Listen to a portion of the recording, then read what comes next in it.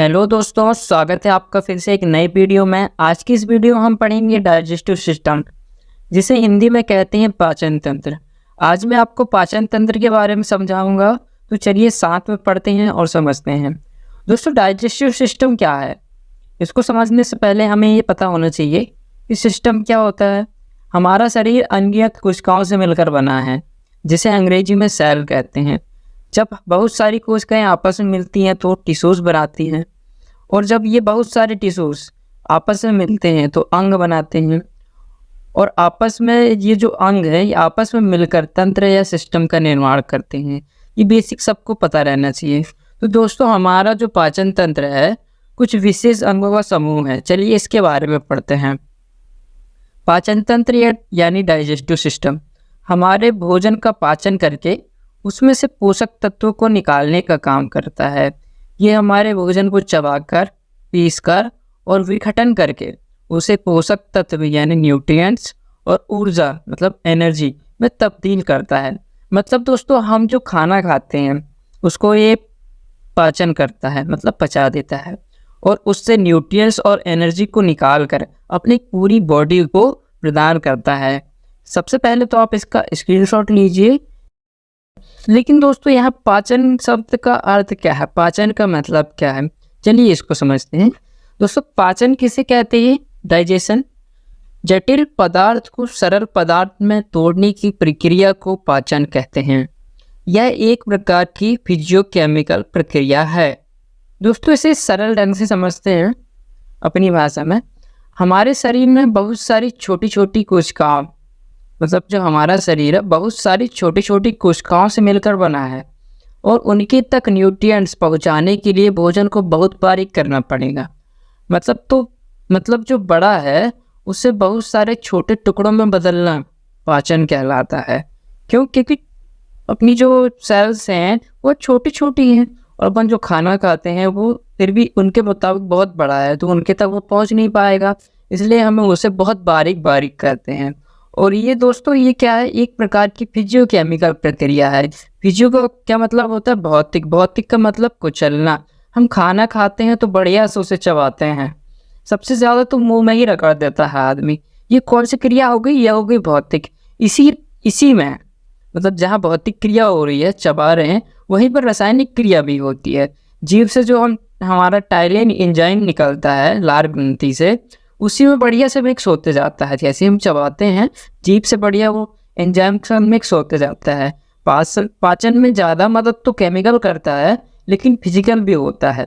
पाचन का मुख्य काम क्या होता है? हम पाचन क्यों करते हैं, भोजन क्यों करते हैं? क्योंकि हमें भोजन से ऊर्जा प्राप्त होती है, ऊर्जा मिलती है, एनर्जी मिलती है। पाचन कई चीज़ों का होता है और कई चीज़ों का नहीं होता। कार्बोहाइड्रेट, प्रोटीन और वसा, ये तीन चीज़ ध्यान रखिए। कौन कौन सी? कार्बोहाइड्रेट, प्रोटीन और वसा। याद रखिएगा, इनका पाचन होता है, मतलब इन्हीं का ही पाचन होगा। किस किस का? कार्बोहाइड्रेट, प्रोटीन और वसा यानी फैट का। ठीक है। और दोस्तों, जो अपना जल है, विटामिन है और खनिज है, इन चीज़ों का पाचन कभी नहीं होता। इनको क्या करता है? इनको डायरेक्ट सोख ली जाते हैं। ये पहले से ही बहुत छोटे छोटे कण होते हैं, तो तोड़ने की ज़रूरत ही नहीं पड़ती। इसलिए ये समझ में आ गया कि किस किस का पाचन होगा। पाचन सिर्फ होगा कार्बोहाइड्रेट का, प्रोटीन का और फैट का। और पाचन किसका नहीं होगा? किसका नहीं होगा? जल का, विटामिन का और खनिज का। क्यों नहीं होगा इनका? क्योंकि ये पहले से बारीक होते हैं, छोटे छोटे कण के होते हैं। इन्हें क्या करते हैं? डायरेक्ट एब्जॉर्ब कर लिया जाता है। ठीक है। जल्दी से इसका स्क्रीनशॉट लीजिए, फिर समझते हैं पाचन तंत्र काम कैसे करता है। दोस्तों, पाचन की क्रिया जो है 2 चरणों में कंप्लीट होती है, मतलब ये 2 स्टेप्स में कंप्लीट होती है। पहली होती है आहार नाल, एलिमेंट्री कैनाल। दूसरी डाइजेस्टिव ग्लैंड्स, पाचक ग्रंथियाँ। एलिमेंट्री कैनाल क्या होती है? ये एक प्रकार की नली है, तभी तो इसे आहार नाल कहते हैं।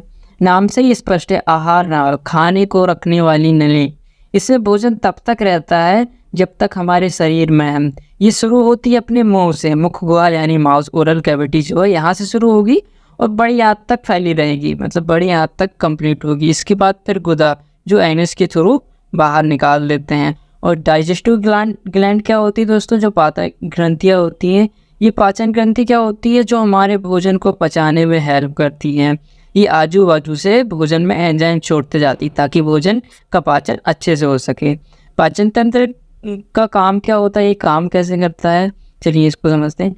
पाचन तंत्र का काम खाने को चबाने का शुरुआती कदम होता है। जैसे हम खाना चबाना चालू करते हैं, मुंह में अंदर डाले, उसको चबाना चालू किए, ये इसका शुरुआत हो जाए, वहीं से पचना चालू हो जाती है। जैसे अब मुंह में डाला खाना, चबाना चालू किए, वहीं से पाचन शुरू। मुख गुहा या ओरल कैविटी से इसकी शुरुआत होती है।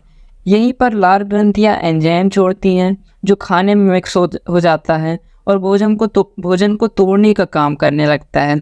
इसके बाद भोजन मुंह से ग्रास नली, फूड पाइप, जिसे इसोफेगस भी कहते हैं, इसके माध्यम से स्टमक में जाता है, जहां पर एसिड और एंजाइम मिल जाता है और भोजन को पाचन में हेल्प करता है। इसके बाद भोजन अपनी छोटी आंत में जाता है, जहां पर लीवर और अग्नाशय, जिसे अंग्रेजी में पैंक्रियाज कहते हैं, दोनों अपने अपने एंजाइम छोड़ते हैं।